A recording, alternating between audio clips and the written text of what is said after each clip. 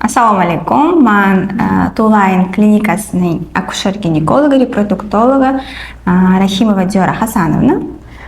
Men Shirin Batirovna. Va biz bugun tabiiy tug'ruq va kesir va secheniya haqida sizlar bilan gaplashib, ma'lumot bermoqchimiz. Ну что, Diyora Hasanovna, tabiiy tug'ruqmi yo kesir va secheniyami? Очень, как сказать, очень сложный и очень ответственный вопрос, да? Patsientlarda ko'p bo'ladi shunaqa holatlar, qachonki qo'rquv, конечно же, если это birinchi homiladorlik особенно, qanaqasini tanlay, qaysi yo'l yaxshiroq, lekin bitta narsani tushunishimiz kerak, что bu xohish bo'yicha emas, bu tanlov emas. Birinchi o'rinda kesir va secheniya bu operatsiya, ochiq operatsiyada qorin bo'shlig'idagi ochiq operatsiya. Shuning uchun xohish bo'yicha sizga agar sizda xohish bo'lsa, sizda qo'rquv bo'lsa, kesir va secheniyaga olmaysiz.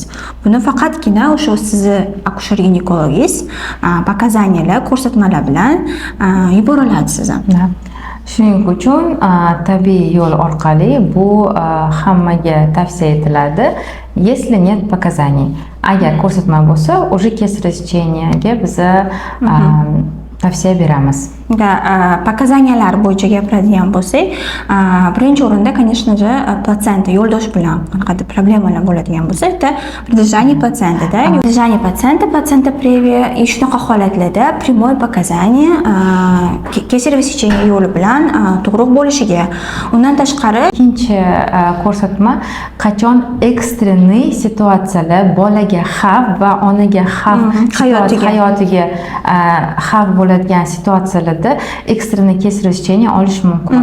Bu HELP sindrom bo'lishi mumkin, davleniya резко ko'tarilib, preeklamsiya holatlari bo'lishi mumkin yoki bolani тазоголовная диспропорция во время родов, затянувшиеся роды, bachadon bo'yin juda ochilish qiyin bo'lganda, qachonki bachadon bo'yin juda uzoq ochilmaganda, уже bolaga xavf situatsiyalar bo'lganda, bolani yurak urishlariga ta'sir qilinganda, gipoksiya yo boshqa holatlarda shunda ham kesir va secheniya показания bo'lishi mumkin.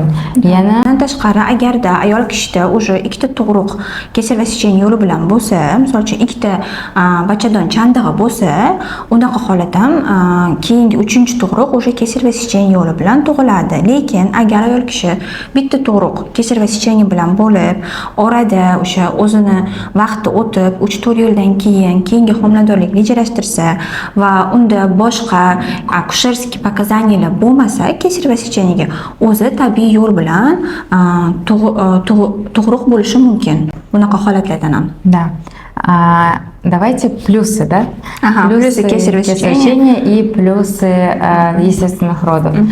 Tabiiy tug'ruq plyuslariga nima kiritish mumkin? Bu tez tiklanish. Da, ayol kishi tabiiy tug'ruqdan keyin уже 1-2-3 kunda uyga ketish mumkin, bolani o'zi olib, ухаживать qilish mumkin. Нет, стоп, здесь как-то не очень. Не ухаживать. Tez tiklanish. Ayol kishi уже 3 kun ichida uyga ketadi, уже oddiy rejimga kirib, hamma oddiy hayotni davom ettirish mumkin va xirurgik asoratlarni asoratlar bo'lmaydi. Tabiiy tug'ruqdan keyin xirurgik asoratlar bo'lmaydi, восстановление periodi juda tez o'tadi. Ayol kishi o'sha roddomda sразу, misol uchun, yaxshi agar tug'ruqda boshqa осложнениялар bo'lmagan bo'lsa, o'ziga kelgan holda o'sha chiqib ketadi. No, kesir va secheniyada bunaqa emas. Ba'zi holatlarda og'irroq осложнениялар ham bo'lishi mumkin. Ayol kishiga определенно o'sha vaqt kerak bo'ladi o'ziga tiklanishi uchun, organlari, chunki chandiq bo'ladi, katta chandiq, choklar bo'ladi. O'sha narsalarga ayol kishiga alohida e'tibor, alohida qanaqadir e'tibor yordam kerak bo'ladi bunaqa holatlarda. Ayol kishi ikkitadan ham tabiiydan ham o'zini, конечно же, asrash kerak. No, kesir va secheniyadan keyin o'ziga bo'lgan o'sha вниманиесі, уходу ko'proq bo'lishi kerak bunaqa holatlarda. Еще один вопрос, который часто задают: qachon sportga borishim mumkin? Да, tabiiy homiladorlikdan ayol kishi уже shu 40 kun chilla chiqqandan keyin уже sportga borish mumkin. Легкая физическая нагрузка. нагрузка. Это не значит, что har kuni katta sport bilan shug'ullanish emas, no легкая физическая нагрузка bo'lishi kerak. Bitta narsani esdan chiqarmasligimiz kerak. Конечно, ayol kishi uchun homiladorlik paytida olgan lишний kilogrammlar hammasi это страшно, но sizda vaqt bor, u asta-asta organizm joyiga kelishiga, tanangiz joyiga kelishiga. O'shaning uchun shoshish kerak emas. Biza ko'rinishidan tana o'ziga kelgan bo'lsa ham, ichki organlarni anatomiyasi joy-joy tushishiga vaqt bor. O'shaning uchun shoshmasdan, alohida e'tibor bilan sport boshlash kerak. Kesir va secheniyadan keyin esa bu уже cho'ziladi bu muddat. Misol uchun 6-7 oy vaqt kerak bo'ladi o'sha lегкий qanaqadir fizический nagruzkalar boshlashga. Bizga juda ham ko'p savollar keladi. Eko bo'lgan homiladorlik обязательно kesir orqali tug'ish kerakmi, yo'qmi? Da, juda ko'p bunaqa случайлар ham yo'q. Eko bizda bu показание emas kesir va secheniyaga. Shuning uchun eko patsientlarni ham hamma bemorlarimizda savol bo'lsa, biz albatta o'zingiz tug'asiz, Xudo xohlasa deb javob qaytaramiz. Shunaqa patsientlarimiz kam emas. Eko homiladorlik bilan keyin tabiiy tug'ruq bilan sog' salomat farzandlarni qo'lga olganlar. Shuning uchun agar sizda shunaqa savol qiynaydigan bo'lsa, ikkita vrachni мненияsi, что ekodan keyin ham tabiiy tug'ruq mumkin. Yana bitta savol bu bizda o'sha bepushtlik bilan kelgan patsientlarda o'sha homilador bo'ladi ular, biz 9 oy homiladorligini olib boramiz. Ko'p holatlarda bepushtlikdan keyin yoshi katta ayollar homilador bo'lsa agar, hozir o'zimda shunaqa patsientim bor. 38 yoshdalar. Har doim kelganlarida konsultatsiyaga birinchi savollari: "Men o'zim tug'olamanmi? Men o'zim tug'olamanmi?" Ha, albatta, agar yoshingiz даже o'sha 35 dan oshgan bo'lsa ham, bu ham показание emas. Kesir va secheniyaga bunaqa holatlardan ham tabiiy tug'ruq birinchi o'ringa qo'yilishi kerak. No, shunaqa ba'zi momentlar bo'ladi, qachon tabiiy tug'ruqda eshitishadi, что kesir bu yomon, yo'q, men faqat tabiiy tug'ruq orqali tug'ishim kerak bo'ladi deb vrachlarga yo'q, senga kesir qilish kerak, yo'q, men kesir qilmayman. Shunaqa situatsiyalarda ham bolaga va onasiga xavf keltirish bo'ladigan anaqalar ham bo'lgan. Shunaqa keyslarimiz ham ko'p bo'lgan. Misol uchun o'sha patsientkamiz hech anaqa bo'ladi-ku, ba'zi momentlar butun umrga esda qoladi. Shu patsientkamiz ham anamnezlari shunaqa bo'lgan. Birinchi homiladorlik, juda yaxshi homiladorlik bo'lgan, yosh qiz turmushga chiqishi bilan homilador bo'lganlar. Homiladorlik 9 oy yaxshi o'tgan. No, tug'ruq paytiga kelganda tug'ruqda qiynalganlar. Tug'ruqni o'sha 2-chi periodi cho'zilib ketgan, ya'ni bolani tug'ilishi bolada o'sha gipoksiya holati bo'lganligi tufayli bola tug'ruq paytida vafot etgan. Undan tashqari onasini o'zi ham, ayolni o'zi ham juda ko'p miqdorda qon yo'qotganlar. Meditsinada shunaqa sindrom bor, sindrom Shixani. Nima bo'ladi bunda? Juda bir paytda o'zida juda katta qon yo'qolgandan keyin organizmda именно bosh miyada orqaga qaytmaydigan protseslar yuzaga keladi.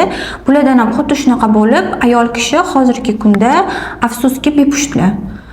То есть qon yo'qotganligi uchun gormonal o'zgarishlar bo'lgan, 2-3 yil ichida hayz boshlanmagan. Hayz boshlanmagan, o'ylaganlar bu stress, o'ylaganlar o'tib ketadi, lekin bizga kelganlarda уже bu hodisadan 5 yil o'tgan edi. Hayz yo'q, tuxumdonlar xuddiki uxlab yotgan holatda, bachadon razmerlari ham kichik va afsuski bu ayolga eko ham даже yordam bermasligi mumkin. Shuning uchun shunaqa holatlardan bilib, eshitib odam o'ziga vывод mulohaza qilish, xulosa qilish kerak. Vrach hech qachon bekorga aytmaydi, sizda показания bor, sizda ko'rsatma bor, kesir va secheniyaga, yoki yo'q, siz o'zingiz tabiiy tug'ruq bilan bolangizni dunyoga keltira olasiz. Shuning uchun juda muhim o'zingizga yaxshi akusher-ginekolog topish. Bu yana bitta shagda, bu o'sha homiladorlikda bo'ladigan yaxshi akusher-ginekolog topish kerak va homiladorlik davrini o'ziga yaxshi qarab, hamma defitsitlarni yopib, tug'ruqga maksimalni har tomonlama tayyor bo'lish kerak. Da shuning uchun biz ham homiladorlikni vedeniyani qilamiz. Biz Tuvayn klinikamizda homiladorliklarni olib boramiz. Tug'ruqgacha keyinchalik lishnaga qatta ayol turadi, yaqinroq atrofda po territoriya yaxshiroq dom bo'lsa, o'sha yerdagi vrachlarni tavsiya beraman. Da, prinsipi shu to'g'ri, po territoriya qaraymiz. No, men aytadigan yana bir narsa, чтобы shu ayol, homilador ayol oldinroq borib, o'sha yerda ko'rib, vrachlar bilan gaplashib, o'ziga qanaqa desam, his qiladigan. Da, o'zida qanaqadir kontakt bo'lishi kerak, chunki o'sha odamga ishonish kerak. O'sha odamga o'zini hayotini ham, kelajakdagi farzandini hayotini ham полностью ishona biladigan odam bo'lishi kerak. Shuning uchun обязательно maslahatimiz sizlarga 3-trimestrga o'tish bilan homilador ayol chiqib, o'sha o'zini territoriyasi bo'yicha qanaqa roddomga qarasa, ko'rib, gaplashib, birinchi qanaqadir qadam qo'yishi. Bu juda muhim. Agar siz bilsangiz oldindan o'sha sizni o'zi va shu tug'ruqga oldindan tayyor bo'lgan, juda yaxshi. Hozirgi kunda Toshkent o'zidan ham ko'p muassasalar bor, tug'ruq haqida ma'lumot beradi. Там дыхательная gimnastika, как дышать в родах и еще так далее. Juda ko'p yordam bor. Internetdan ham buni topsa bo'ladi. Bularning hammasi o'sha tug'ruq jarayonida sizga yordam beradi, olib qarasa. Siz topgan yaxshi akusher-ginekolog ham, siz psixologически o'zingiz tayyor bo'lishingiz ham juda katta rol o'ynaydi prinsipdan. Yana bitta aytmoqchi edim, siz aytdingiz-ku, nasha sindrom Shahani qilgan. Основная причина bo'lishi mumkin, o'sha homilador ayol o'sha homiladorlikda anemiya bilan, qon kamligi bilan yurgan. Потому что anemiya, qon kamlik homiladorlikda bo'lsa, bu tug'ruqda risk kровотечения bizda juda ham oshadi. O'shaning uchun hurmatli ayollarimiz homiladorlik paytida особенное внимание нужно уделить на железодефицитную анемию. Afsuski bizda 80% ayollarimizda qon kamligi bor. Hammasida o'sha progressировать qiladi. Homilador bo'lishdan oldin anemiya bilan homilador bo'lgan ayol homiladorlik paytida bu yana og'irroq darajaga o'tishi mumkin. Anemiyasi bor ayoldan, конечно же, xuddi shunaqa farzand ham dunyoga keladi. Farzanddan ham keyinchalik anemiya bo'lishiga moyillik oshadi, keyinchalik уже immunitet bilan kasalliklar boshlanadi. Bizga ham juda ham ko'p ayol, homilador ayol murojaat qilishadi. Juda ko'pchiligida biz ko'ryapmiz, juda ham chuqur darajada железо defitsit, B12 defitsit anemiya bo'ladi. Ferritinni 5, 6, 10 dan past, oqsil kam. Shunaqa situatsiyalarda biz ularga IV terapiyani tavsiya etamiz. Bizning klinikamizda IV terapiya bor. Shu orqali juda yaxshi rezultatlarni biz ko'ryapmiz. Da, обязательно o'zlaringiz sog'liqlaringizga e'tiborli bo'linglar, kerakli paytda kerakli analizlarni topshirib, kerakli bo'lgan sizlarga yordam beradigan lecheniyani qilinglar.